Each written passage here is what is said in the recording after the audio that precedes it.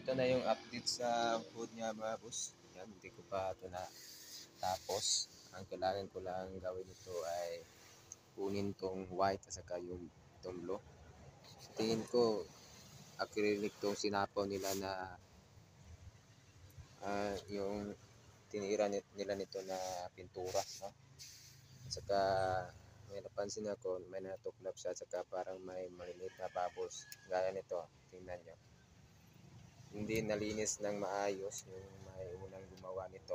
Kaya nangyari, mayroong gap sa ilalim. Kaya no choice tayo, no? Kasi ito yung palaging natatamaan o nabibilad ng araw. Kaya kailangan natin to i-script or i-sander lahat, no? So yan. Goods naman yung original niya na kulay. Kaso yung pagsapaw na nito. Pala yung pangalawang pagpintura nito, no? Yung procedure na ginawa nila o paglinis hindi talaga nagawa ng maayos. So ang ginawa ko, sinander kasi ito siya. Ito yung gamit ko. So one direction lang yung ikot nito. At saka ito yung bago ko sa i-final itong variable pneumatic sander natin, mamano-mano muna natin siya ng liha para matamaan natin yung mga malalalim. Saka natin i-final dyan. Ito ikot ito mga boss. Hindi siya maintain sa isang direction. Di tulad yan. Ito, kailangan kayong mag-ingat ito pag gumamit. Pero okay naman to kasi mayroon siyang adjust na speed. So, ginamit ko na speed to yung pinakauna niya. Para kahit 1 hand lang yung gagamitin nyo.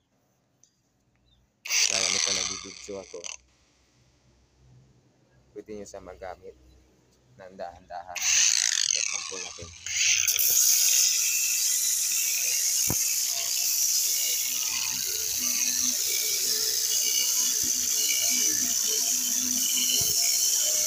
Yan. Ganyan siya mga boss. So, subukan natin itong pneumatic. Push ko muna. Ganito naman yung pneumatic.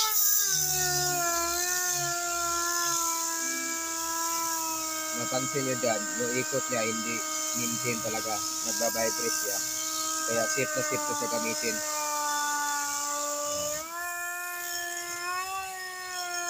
So, ganun na siya mga boss, no?